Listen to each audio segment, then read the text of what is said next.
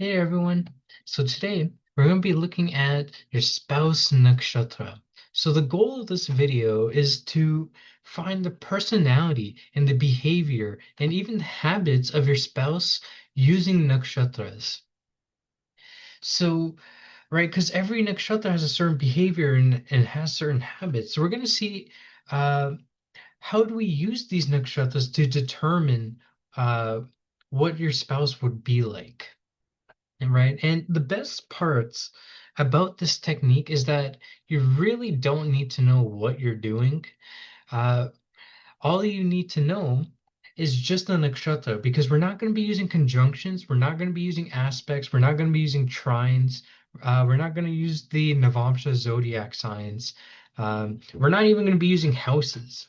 All we're going to be using is just the nakshatra alone, and you'll see how great of predictions you can make about a person's spouse just from the nakshatra. Right. So now the next question is actually how do we do this? Like, what do we look at to, or even what are the things that we look at to determine what our spouse will be like using just the nakshatras? So, before we begin, please make sure to leave a like and subscribe. So first thing here, um, we want to look at the nakshatra of Venus. So this is true even if you're a male or female, Venus will always still represent relationships uh and like dating and marriage. Venus always represents us no matter who for who it is, male or female. So you want to look at the nakshatra of Venus, and this you could find very easily.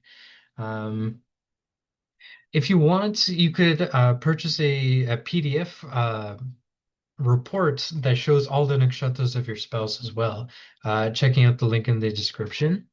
So you can look at the nakshatra of Venus. The next thing is actually the we want to look at the seventh lord, and we want to see the nakshatra of the seventh lord, right? So we want to look at the seventh lord nakshatra as well. So these two nakshatras we want to look at, Venus and the seventh lord. Now, even after this, there is a third thing that's also good to look at is the nakshatra of Venus in the D9 chart. You see, there are nakshatras in the D9 as well, and uh, this will help you to also understand the essence of your spouse, right? So, Venus in the D1 as well as the nakshatra in the D9. Right? And so once you figure out the nakshatra of Venus and your seventh lord and the nakshatra of Venus in your D9, what you want to do is you'll combine all these traits because your spouse will be a combination of all of these things, right? Because your spouse is not just going to behave like one nakshatra. Even you don't behave like one nakshatra because you're a combination of um, all the nakshatras in your chart. All of the nine planets are placed somewhere in your chart, and so you'll behave a certain way according to each. And even your spouse as well will behave like a combination or an amalgamation of all three of these nakshatras. And there's even more to look at as well, but here, just keeping it simple, these three things should be looked at, and it'll give you the most uh, direct and most accurate depiction of your spouse, right? So if you would like to know for yourself what your spouse is going to be what your spouse would be like, and you could just let me do this whole analysis for you by booking a consultation down below. And you could find out not just like I'll look at the spouse nakshatra for you as well, and also tell you things like when you'll meet the spouse, uh, where you'll meet the spouse, and what they'll be like, and even what their family will be like. You'll see what family you're marrying into as well. So yeah. So let's do this with like an example. So let's say that in the chart, it doesn't really matter the house, but let's say Venus is in let's say is in Botany. So Botany, let's say it's at like 20 degrees. So Venus is in Botany, so let me just write this down. Venus is in the nakshatra of Botany. And sure, let's say the seventh lord, which is going to be Moon in this case. Um, let's say is in here. So let's say Moon is at 27 degrees.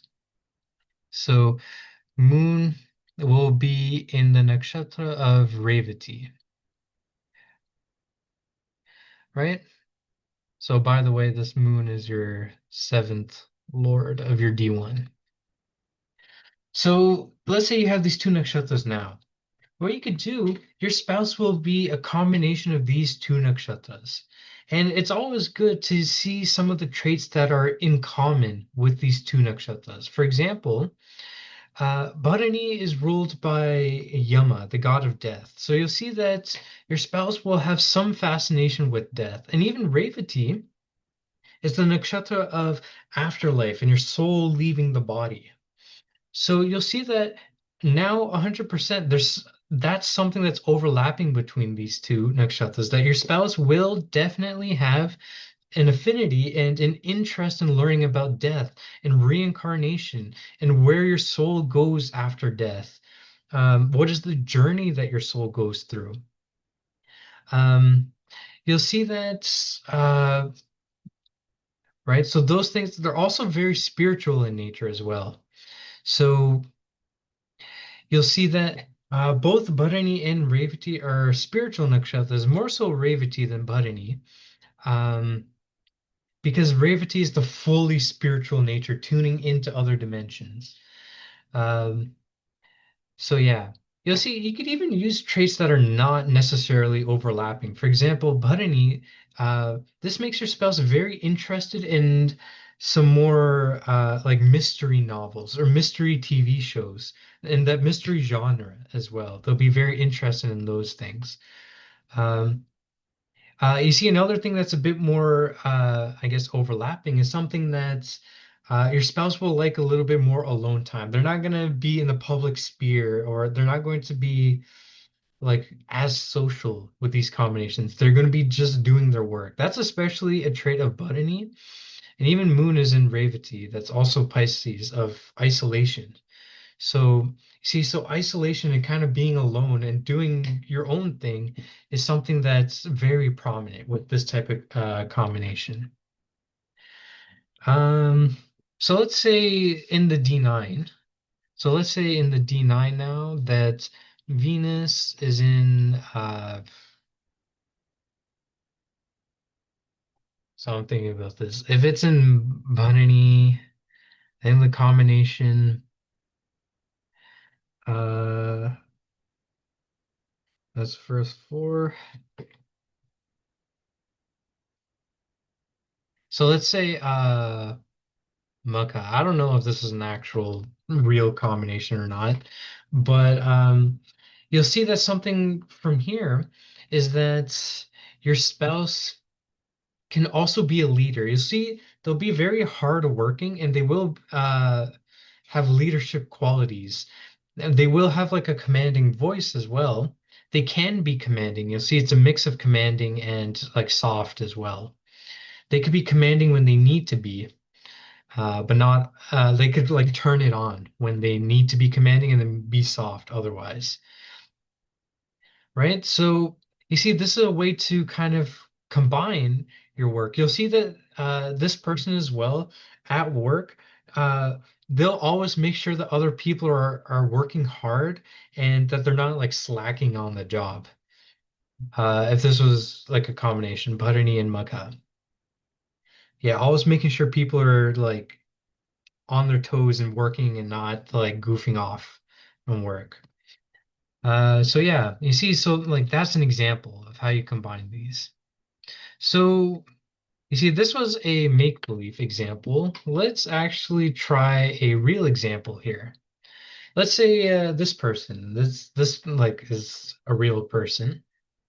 So you'll see here are the three things to look at. Venus in the D1. This nakshatra, we could see it is Rohini, right? So Venus is in Rohini. And now who's the seventh lord? So seventh lord is the sign here is Aquarius. So we'll look at Saturn's nakshatra, which is Dhanishta, right? So Saturn, seventh lord is Dhanishta. So Dhanishta for short. And then we'll consider those two.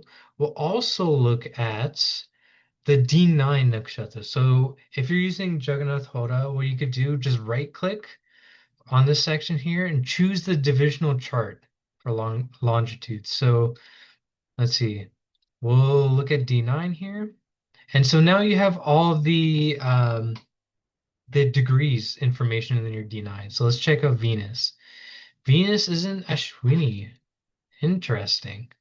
So now in the D9, we have Venus is in Ashwini. So we have a combination like this. What can we say about this person's spouse? Uh, First of all, this person's spouse, Venus and Rohini, and actually this is a common trait between Rohini and Dhanishta, is that they're going to be very much interested in music and arts. So you'll see that naturally, Dhanishta, they're very good at music and having rhythm as well. And Venus is also in Rohini, also has like musical abilities.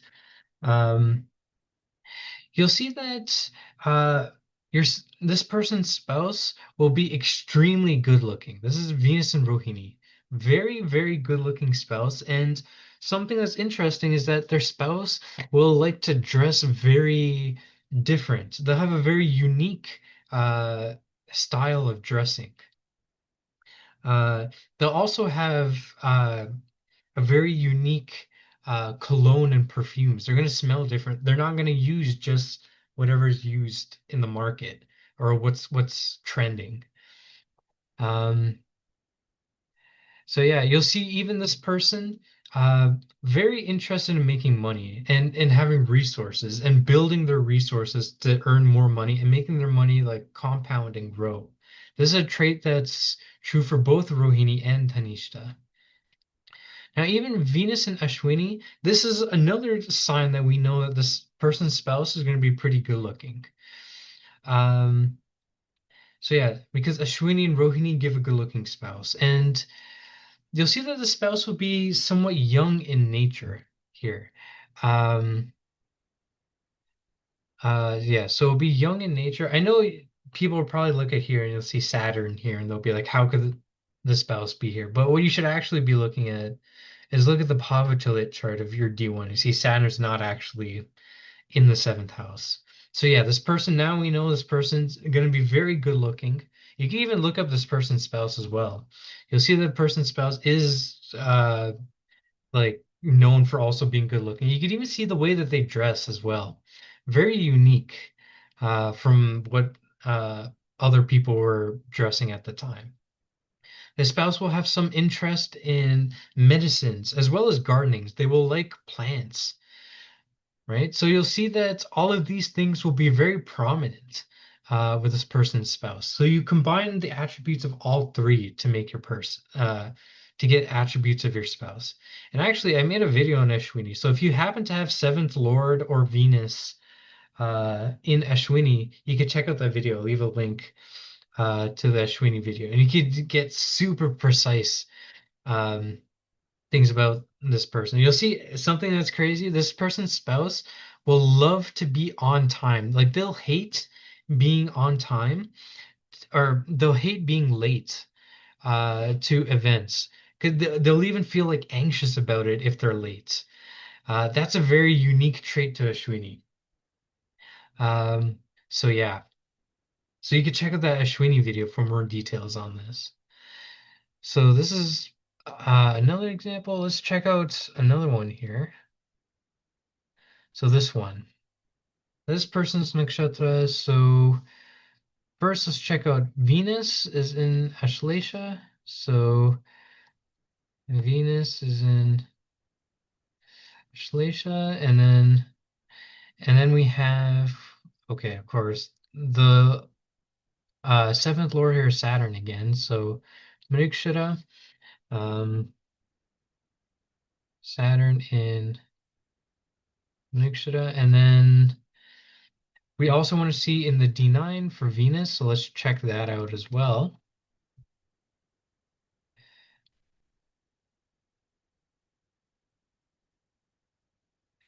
And okay, well, what do you know? Venus in the D9 is also in Revati Nakshatra. Interesting. Revati. So we got a pretty interesting lineup here.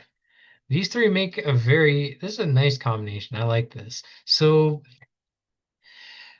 you'll see that this person's spouse will will be very much into creative things. You see, this is a trait that's actually common to all three of these, that they'll do creative things and things that are unique.